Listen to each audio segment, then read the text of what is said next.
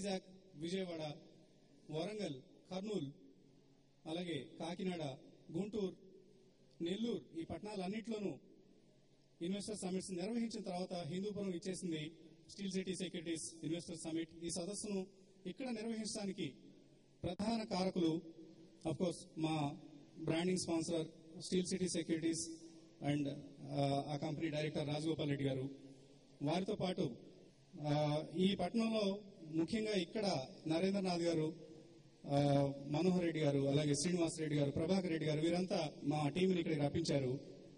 So I would like to first of all thank Narendranath గారు and their team. And now I request all our panelist Steel City Securities director Rajagopal Reddy గారిని, analyst D Prasad గారిని, C Kutumbarao గారిని, శేషు గారు, సుందర్ గారు and Narendranath గారు దయచేసి జ్యోతి వెలిగించి కార్యక్రమాన్ని ప్రారంభించాల్సిందిగా కోరుతున్నాం.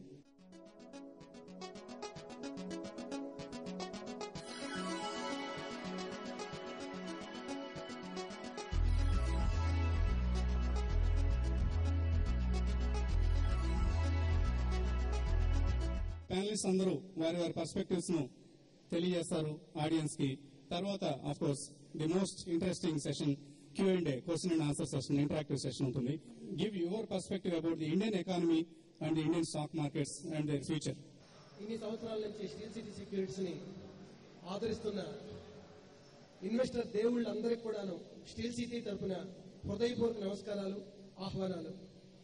ఈరోజు మాకు ఈ ఆపర్చునిటీ కలిగించిన TV5 వారికి, దూరాల నుంచి వచ్చి ఢిల్లీ నుంచి వచ్చిన ప్రసాద్ గారికి, కుటుంబరావు గారికి, మమ్మల్ని మొదటి నుంచి ప్రోత్సహిస్తున్న నరేంద్ర గారికి, ఎనలిస్ట్ అయి ఉండి వాళ్ళ కాలాన్ని హైదరాబాద్ లో జాగ్రత్తగా ఎంజాయ్ చేయకుండా ఈ విధంగా ప్రతి సమ్మిట్కి వచ్చి ఇన్వెస్టర్ని ఎడ్యుకేట్ చేస్తూ వారి వంతు సహకారం అందిస్తున్న శేషు గారికి, సుందర్ గారికి మా హృదయపూర్వక ధన్యవాదాలు.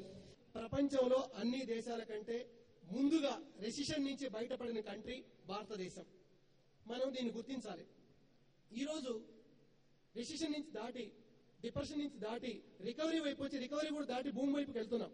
అంటే 3/4 ప్రయాణం ఈ 32 months లో 3/4 ప్రయాణం చేశాం. ఇక 1/4 ప్రయాణం ఉంది. భూమి అనేది ఇంతకుముందున్న హై కావచ్చు, అంతకుమించి ఇంకా కావచ్చు, 25,000 కావచ్చు, 30,000 కావచ్చు. అది మనకు పరిస్థితులు ప్రభావాన్ని బట్టి మనకు నిర్ణయం జరుగుతుంది. ప్రస్తుతం మనం మన ఎకానమీ గురించి, గ్లోబల్ ఎకానమీ గురించి, ఈ రిలేషన్స్ ఎంతవరకు ఉన్నాయి, మనం ఎంతవరకు ఇక్కడ ఇన్వెస్ట్ చేసుకోవచ్చు, ఇది కరెక్ట్ టైం అనేది మనం ఆలోచిద్దాం.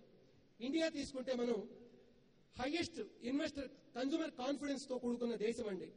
127 points తో ప్రపంచంలో ఇండియా హైయెస్ట్ ఇన్వెస్టర్ కాన్ఫిడెన్స్ ఇండియాకు ఉంది. తర్వాత హైయెస్ట్ కన్జంప్షన్, మనం ఏదైతే తయారు చేసుకుంటామో, ఏదైతే పండిస్తామో, మనం హైయెస్ట్ కన్జ్యూమర్, మనమే ఎక్కువ కన్జ్యూమ్ చేసి ఎక్స్పోర్ట్ చాలా తక్కువ ఉంటాయి. కాబట్టి ఎక్స్పోర్ట్స్ మనకు తక్కువ ఉండి highest consumption, domestic consumption highest గా ఎప్పుడున్నామో మనం రెసిషన్ నుంచి ముందుగా బయటపడిపోవడానికి కారణం అదే అయింది. ఏవైతే గ్లోబల్ మార్కెట్స్ అనేది దెబ్బతిని రెసిషన్ లో నుంచి ఇంకా పూర్తిగా బయట రాని కంట్రీస్ కి ఎక్స్పోర్ట్ చేసి, ఎక్స్పోర్ట్ ఓరియంటెడ్ కంట్రీస్ ఏవైతే ఉన్నాయో అవి స్టిల్ ఇంకా రెసిషన్ లోనే కొట్టుకుంటున్నాయి, రికవరీ వైపుకు రావడానికి చాలా కష్టపడుతున్నాయి. వాటికంటే మనం గ్లోబల్ మార్కెట్స్ కంటే, ఎక్స్పోర్ట్ ఓరియంటెడ్ కంట్రీస్ కంటే చాలా ముందుగా రెసిషన్ నుంచి బయటకు వచ్చేసి రికవరీ అయిపోయి, రికవరీ నుంచి మనం భూమి వైపుకు ప్రయాణం చేస్తూ ఉన్నాం.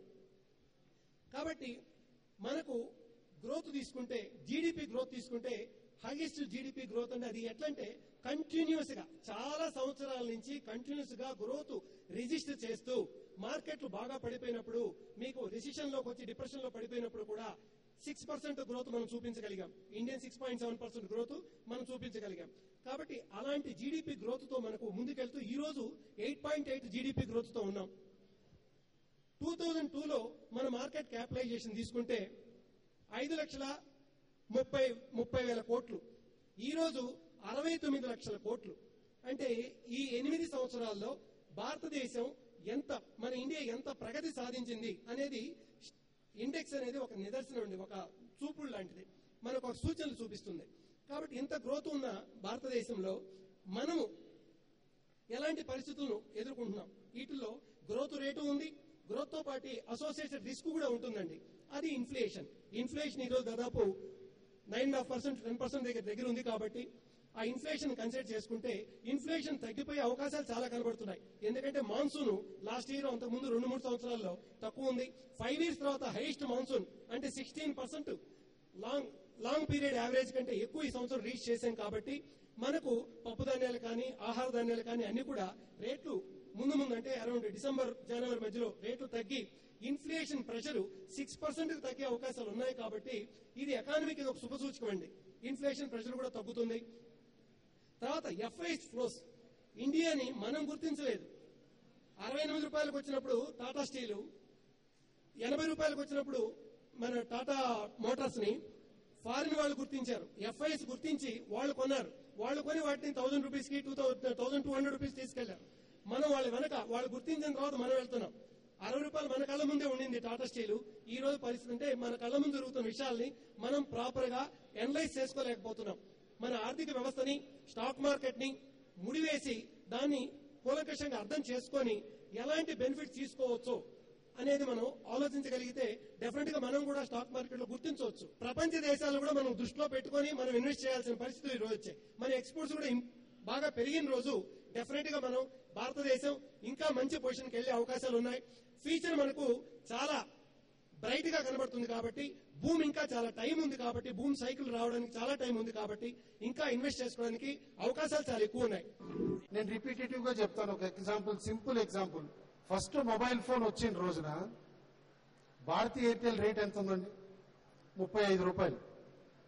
మీరు మొబైల్ ఫోన్ మొదటి మొబైల్ ఫోన్ కొన్న రోజున Bharti Airtel mobile phone services launch చేసిన రోజున ఇది మంచి ప్రోడక్ట్, ఇది తీసుకోకుండా మనం బయటికి వెళ్ళలేము, దీనికి హ్యూజ్ డిమాండ్ ఉంది అనుకున్నప్పుడు ఆ రోజు భారతీ ఎయిర్టెల్ షేర్ కొంటే ఇవాళ ఎంత ఉందండి? 900 రూపాయలు కూడా వెళ్ళొచ్చింది కదా. అక్కడ పెద్ద మీకు 10 మంది అనలిస్టులు మేము టీవీలో మిమ్మల్ని ఊదరగొట్టక్కర్లా. సింపుల్ కామన్ సెన్సే కదా. మీకు బెంగళూరు దగ్గరలోనే ఉంది. ఎన్ని మాల్స్ వచ్చినాయి, ఫోరం కానీ ఇట్లన్నీ ఇన్ని పెద్ద పెద్ద మాల్స్ వచ్చినాయి. రీటైల్ సెక్టర్ ఎంత గ్రో అవుతోందని